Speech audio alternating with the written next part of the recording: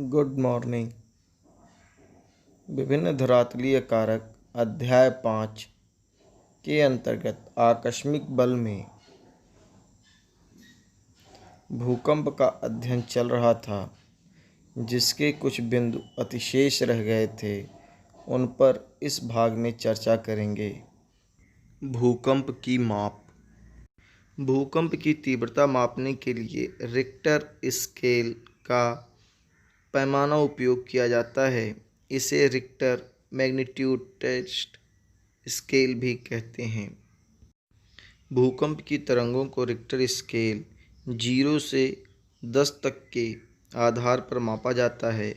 Richter scale पैमाने को सन 1935 में कैलिफोर्निया इंस्टीट्यूट ऑफ टेक्नोलॉजी के कार्यरत वैज्ञानिक चार्ल्स रिक्टर ने बेनो गुटेनबर्ग के सहयोग से आविष्कृत किया था। भूकंप के वितरण एवं प्रभाव के आधार पर इसे 3 भागों में बांटा गया है, जिसमें प्रथम है प्रशांत महासागरीय पेटी, द्वितीय मध्य महाद्वीपीय पेटी, तीसरा भूकंप शून्य क्षेत्र।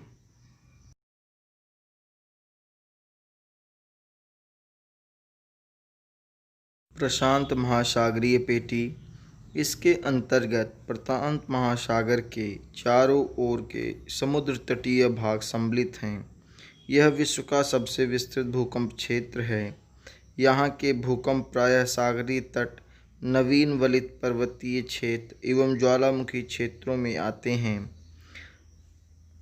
प्रमुख भूकंपीय क्षेत्र जापान, फिलीपींस, कोरल द्वीप, California, Chile, Mexico, New Zealand, Alaska हैं।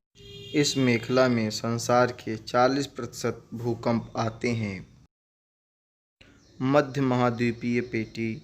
यह यूरेशिया महाद्वीप के बीच पूर्व से पश्चिम की ओर फैले हुए हैं। इसे भूमध्य सागरीय पेटी भी कहते हैं।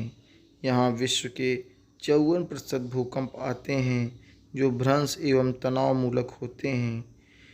प्रमुख भूकंपीय क्षेत्र पेरिनीज, आल्प्स, काकेकस, हिमालय पर्वतीय क्षेत्र, अरब प्रायद्वीप, इटली, चीन, एशिया माइनर तथा बाल्कन क्षेत्र हैं। भूकंप शून्य क्षेत्र। विश्व के प्राचीनतम भूभाग जो कठोर चट्टानों से निर्मित हैं, वे भूकंप से बचे हुए हैं। थार का दक्षिणी पठार, कनाडा का कठोर भूभाग, ब्राज़ील पठार भूकंप शून्य क्षेत्र हैं, किंतु इन्हें प्राकृतिक घटनाओं से अप्रभावित नहीं कहा जा सकता है। आइए विश्व भूकंप क्षेत्र के मानचित्र पर एक नज़र डालते हैं। इसे ध्यानपूर्वक देखें और क्षेत्रों को समझ लें।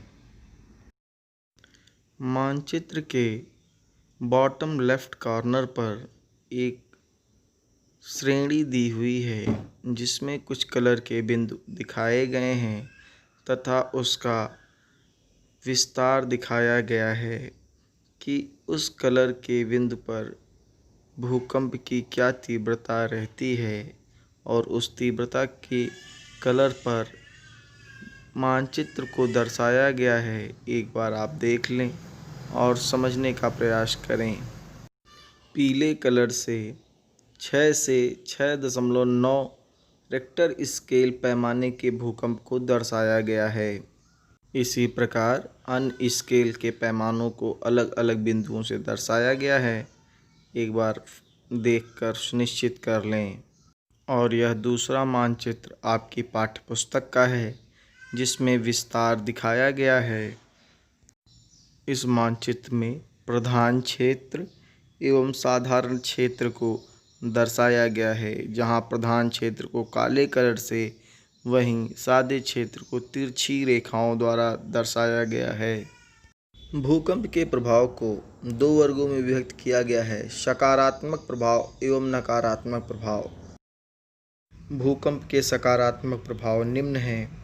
पहला, भूस्खलन, दरारों का निर्माण। दूसरा, स्थल भाग में उभार तथा धंसाव।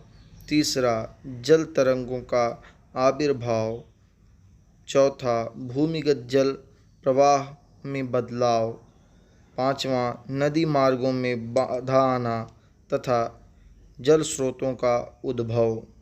यह इसके सकारात्मक प्रभाव हैं। भूकंप के नकारात्मक प्रभाव से नगरें नष्ट हो सकती हैं। समुद्र के भीतर भूकंप से सुनामी आ सकती है, बांध क्षतिग्रस्त हो जाते हैं, भूकंप रोग का कारण हो सकता है, मूलभूत आवश्यकताओं की कमी होती है, जीवन की हानियाँ, उच्च बीमा प्रीमियम, सामान्य संपत्ति की क्षति, सड़क और पुल का नुकसान और इमारतों के ध्वस्त होने के कारण बहुत सी हानियाँ होती हैं। यह भूकंप के नकारात्मक प्रभाव हैं। गृह कार्य नोट कर लें। भूकंप के विश्व वितरण को अपनी उत्तर पुस्तिका में मानचित्र के माध्यम से दर्शाएं। वीडियो में प्रस्तुत मानचित्र को समझें और उसको अपनी उत्तर पुस्तिका में अंकित कर लें।